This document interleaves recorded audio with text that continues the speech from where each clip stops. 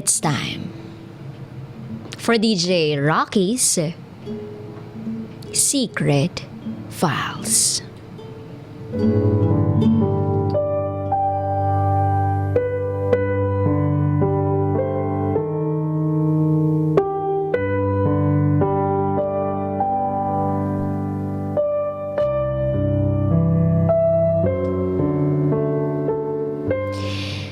Hindi niya mahiwalayan yung girlfriend niya.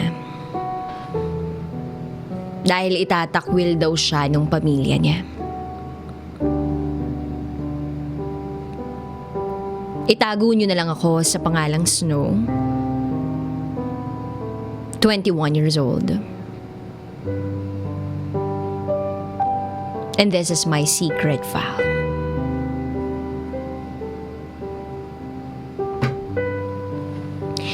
I'm a psychology student from one of the most prestigious universities in Manila, De La Salle University. Mataas yung pangarap ko. Hardworking ako. Kasi ang gusto ko, maging lawyer ako or doctor someday. Gusto ko mataguyod ko yung family ko at maabot lahat ng pangarap ko. Midlife crisis. Dumadaan ako dyan. May mga panahong hindi ko na alam talaga kung sino ako. Anong path yung pupuntahan ko? Ano ba talaga yung gusto ko? Sa sobrang dami ng gusto ko, kailangan kong mamili ng isa. Achiever ako, Dean's Lister, and meant to graduate as a summa cum laude. Marami akong organizations na sinalihan. Pinapatibay ko talaga yung foundation ko. Kasi gusto ko, in the future, makilala ko yung soulmate ko na buo ako. Pinaghandaan ko tong version na to at level na to para naman ka-level ko rin yung mapapangasawa ko. Anyway, magulo yung college life ko. Since ayoko sa college ko at sa course ko. Lumipat ako sa UP Diliman at nag-take ako ng journalism. Kaya lang, yung nanay ko, ayaw na mag-pursue ako sa UP.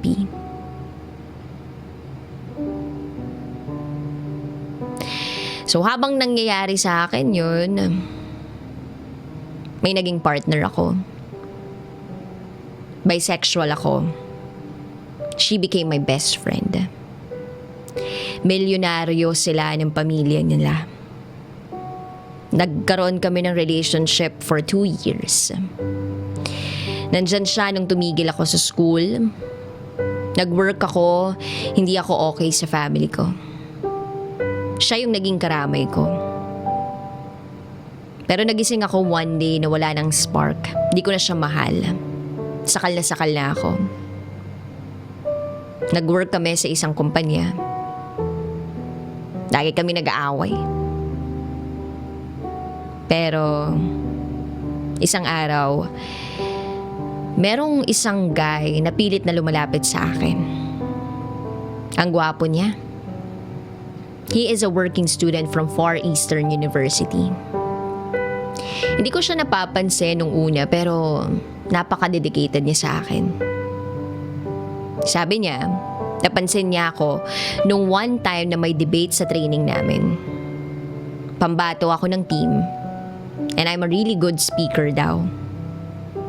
So parang nagustuhan ko siya. Kahit papano. At ako daw, nagustuhan niya ng sobra-sobra. Nakita ko naman yung effort niya. Itago na lang natin siya sa pangalang France. And that's the time na I decided magbagong buhay na lang. My girlfriend broke up with me kasi gusto niya mag-grow kami in separate ways. Okay naman sa akin yun, wala nang sakit. So, at least, that's a sign na it's the end for the both of us. Si Franz naman, since nandito na siya, may effort. Nagtatry siyang lumapit at kilalanin ako. But actually, I'm not ready. Since hindi ako nagbo-boyfriend, hindi ako sanay mag-boyfriend. Natatakot ako. Yung girlfriend ko, live-in kami for 6 months. So, since naghiwalay na kami, kailangan ko nang kumuha ng unit. Nag-rent ako. Pero in fairness naman doon sa naging girlfriend ko, tinulungan niya pa rin ako hanggang huli. Pati huling sahod niya sa company namin, ibinigay niya sa akin kasi sabi niya, hindi na daw niya ako maaalagaan. Masakit actually yung hiwalayan namin. Because we're not just a couple, we're best of friends. Nasanay kaming magkasama, pero wala Kailangan namin mag-grow sa buhay. So we ended and part ways. Tinry ko si Franz. Wala namang kasing mawawala, hindi ba? Sinubukan kong i-entertain siya.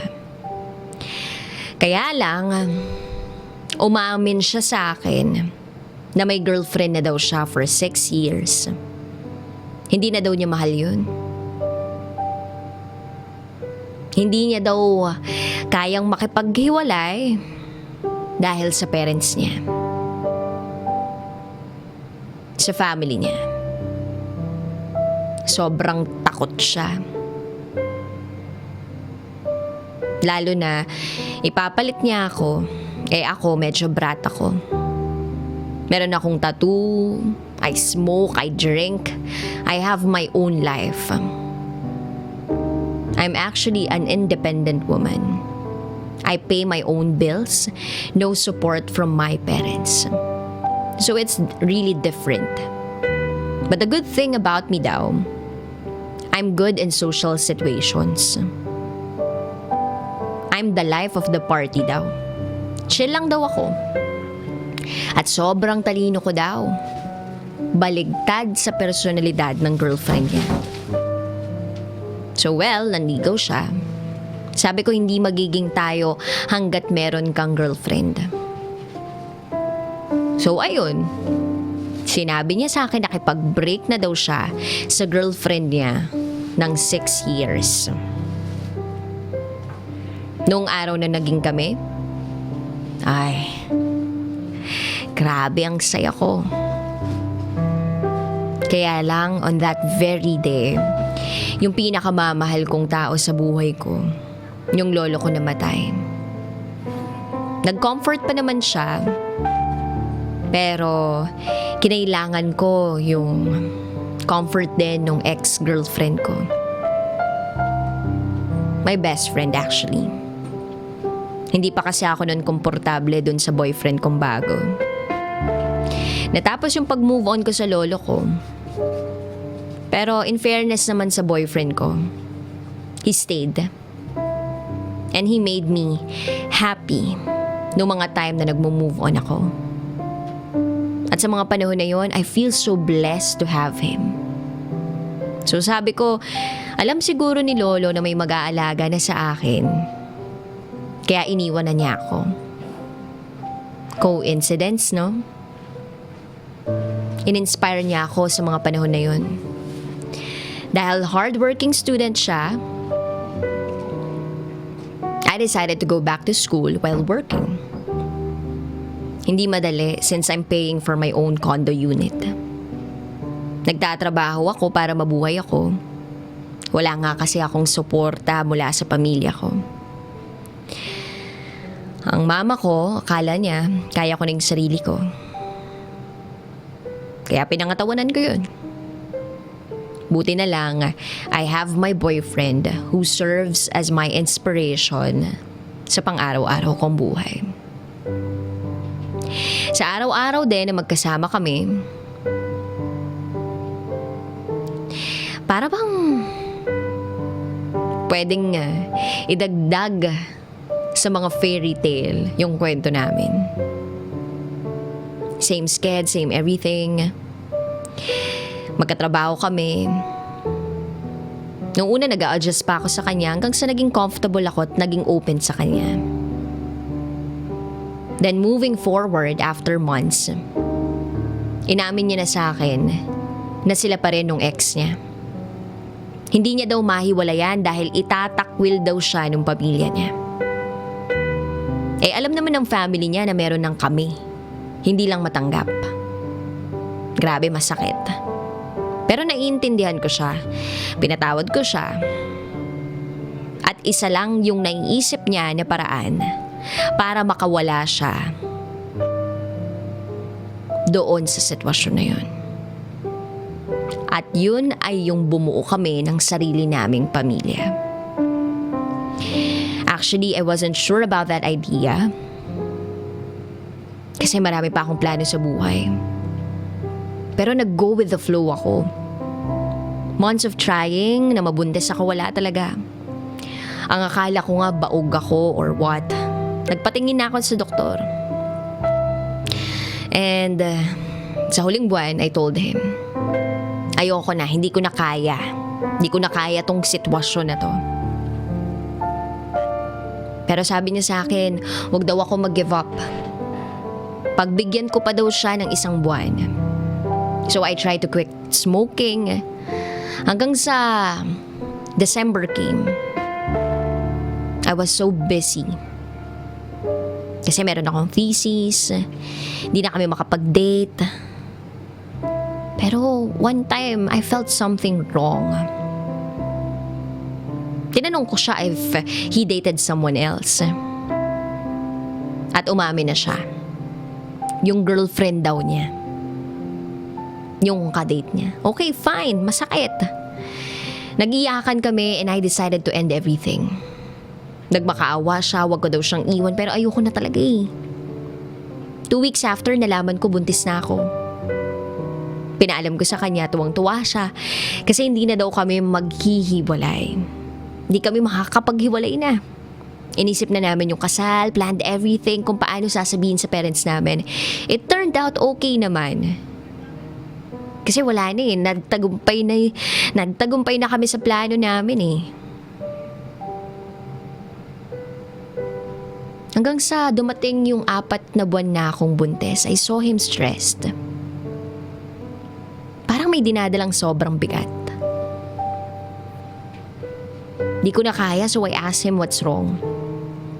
Nandun kami sa kondo nang sinabi niya, 1 buwang buntis yung ex niya o yung girlfriend niya na hindi niya ma-break dahil sa pamilya niya. Parehas kaming buntis. Grabe, nag-breakdown ako. Sobrang sakit. Nagwawala ako sa galit. At ang masakit pa doon, hindi siya makapili sa aming dalawa. Nag-umpisa na yung gulo ng mga oras na yun. Lagi na akong stress.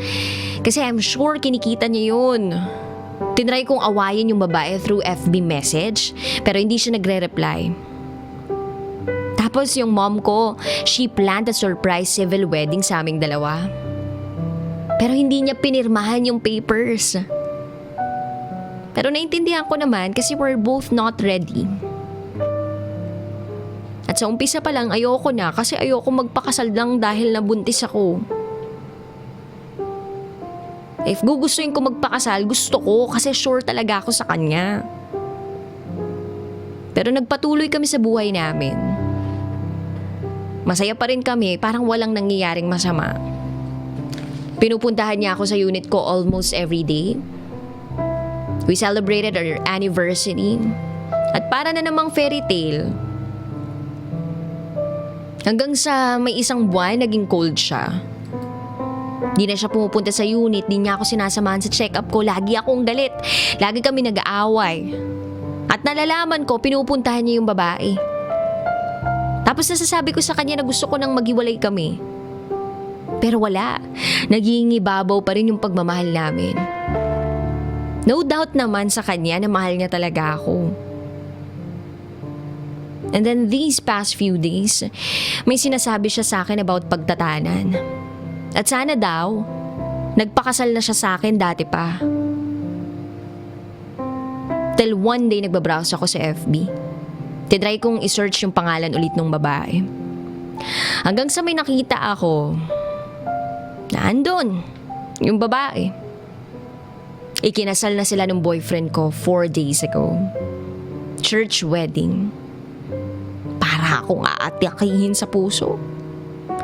Para akong kakainin ng lupa. Parang gusto kong maglaho. Paano niya nagawa sa akin to? Araw-araw kaming magkasama. Nag-aaral pa siya. Paano nila naplano lahat ng to? Parang gumuho yung mundo ko. Hindi ko alam kung paano ako magsisimula. Paano ko sasabihin sa kanya na alam ko na? Paano kami mag-uusap? Ano na yung mangyayari sa aming dalawa? 2 buwan na lang manganganak na ako. Ano na, paano na? Iyak ako ng iyak, hindi ko na kaya. So kinagabihan, pinuntahan ko siya sa office. Pinag-time out ko siya, sabi ko emergency. Nag-time out siya. Nag-usap kami sa unit ko. Sinimulan ko sa tanong na mahal mo ba ako? Sinabi ko sa kanya na mahal ko siya. Ginagawa ko lahat para sa relasyon namin. At habang umiiyak ako, sobrang bigat na ng nararamdaman ko. Sinabi ko lahat ng gusto kong sabihin, na kahit tinrato akong basura ng pamilya niya, hinusgahan yung buong pagkatao ko, binastos yung pamilya ko. Dahil isang beses nung nabuntis ako, hindi nila ako hinarap sa mga magulang ko. Hindi nila hinarap yung mga magulang ko. Hanggang sa yun, umiyak siya bigla sa harapan ko. Iyak lang siya ng iyak.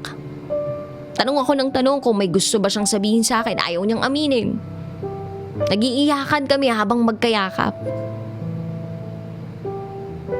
Hanggang sa tinanong ko siya kung masaya ba siya sa mga desisyon niya. At saka na siya humagulgol sa akin. Niyakap niya ako ng mahigpit. At sabi niya, "Sorry, babe. Iyak lang ako ng iyak. Bakit niya nagawa?" Hanggang sa nag-explain siya na hindi niya gusto yung mga nangyari. Napilitan na lang siya kasi planado na ang lahat. Dahil sa mga magulang niya at magulang nung babae. At dahil din mababaliw na daw siya kakaisip. Lahat tagagalit sa kanya. Hindi na daw niya alam yung gagawin niya. Kaya sinave niya na lang yung sarili niya. At least hindi na daw siya mahihirapan. Sobrang sakit kasi ako yung pinahirapan nila ng sobra. Sabi niya, hindi niya daw gusto yung mga nangyari kasi ako naman daw talaga yung mahal niya. Kaso, hindi daw mahalaga yung desisyon niya sa pamilya niya. Hindi siya makalaban, napakahina niya. Hindi niya maipaglaban yung relasyon namin, yung magiging pamilya namin. Gusto ko nang lumayo para respetuhin yung sarili ko. Pero siya, pilit niyang sinasabi na hindi kami maghihiwalay. Ako pa din yung mahal niya. Umiisip siya ng paraan paano makawala kasi sobra na daw yung ginawa sa kanya. Gustuhin ko man, pero pagod na ako. Kine-question ko ngayon yung pagkatao ko. Nakalimutan ko kung sino ako, naging mahina ako. Hindi ko to deserve. Mahal na mahal ko pa rin siya kahit sobrang sakit na. Ano bang dapat kong gawin? Magstay pa ba? Since alam namin kung ano yung totoo at mahal naman namin yung isa't isa, o tuluyan na lang lumayo.